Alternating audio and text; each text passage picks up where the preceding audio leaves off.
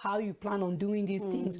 And then we have expert, the way experts are analyzing every other things, come out and analyze your plan or your blueprint and tell us, you know what, if this man can do this, then Nigerians' GDP will be up by 10%. It will be double. If truly he goes on with this blueprint that he has set for us, then truly inflation will go down, our dollar.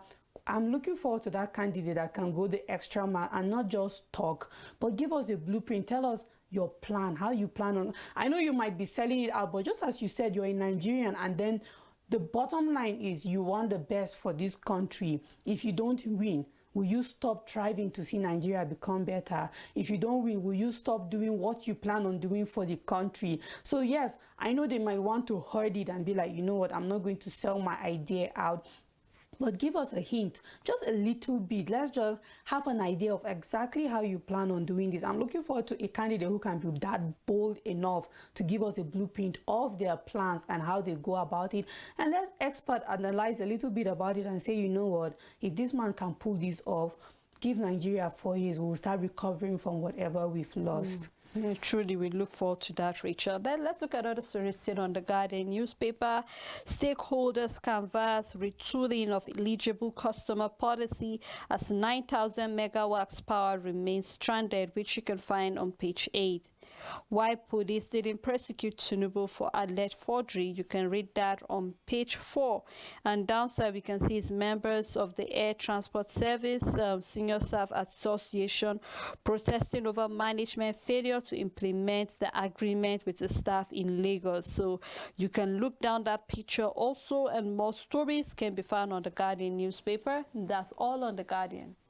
On Nigerian Tribune, Afenifere endorsed Obi based on national interest. This is coming from Adebajo.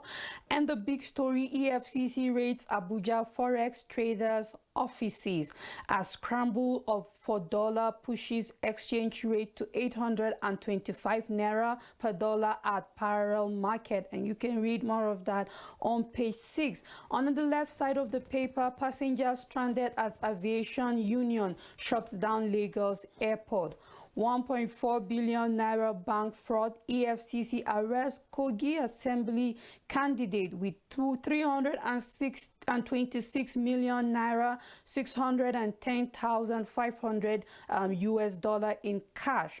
NDLEA declares Lagos social lead wanted for alleged drug offenses. Seals of 7 mansion, blocks 217 million naira in bank accounts, and you can find that story on page 26 of the Nigerian Tribune.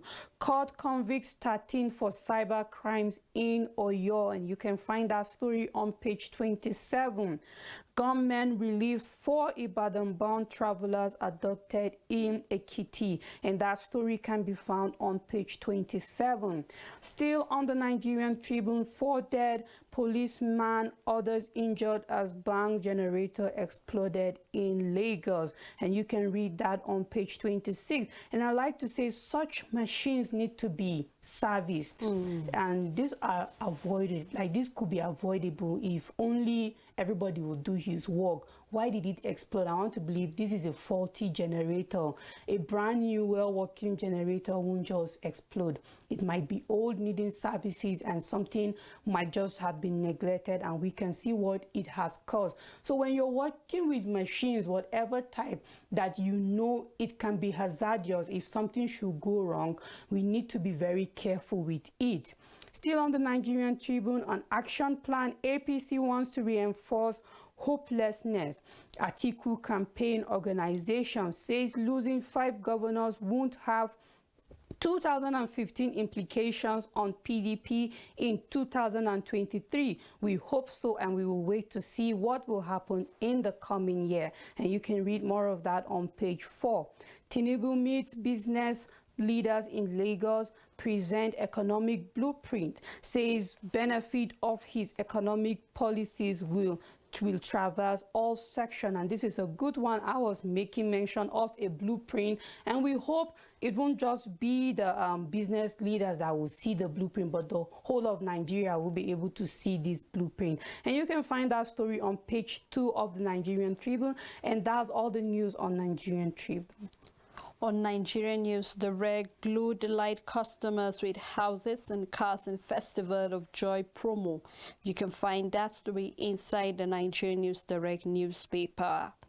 18-year salary review, maritime workers to shut the MPA ports. Mine and steel revenue rises from 5 billion naira to 7 billion naira in 6 years. This is coming from the minister. And the big story, which is on the $6 billion Mambila Power Project litigation, EFCC probe frustrated execution. This is coming from minister tells the Senate as lawmakers lament frustration amid the huge budgetary allocations. Still on the Nigerian News Direct, rail traffic declines by 25.29% in the second quarter of 2022. NCC to accelerate deployment of emerging technologies. And on 2023 presidency, the IGP clears Tinubu of criminal records. And the last story, which is still on 2023, Wike flares Sakimo, which you can find inside the paper. We have 2 picture stories, so you can do well to grab Nigerian News Direct and read any of the stories that is of interest to you. On the Matrix newspaper, alleged contempt, court orders arrest of aviation boss Matthew Pajok. EFCC arrests Kogi Assembly candidate with huge naira and dollar cash. Endorsement.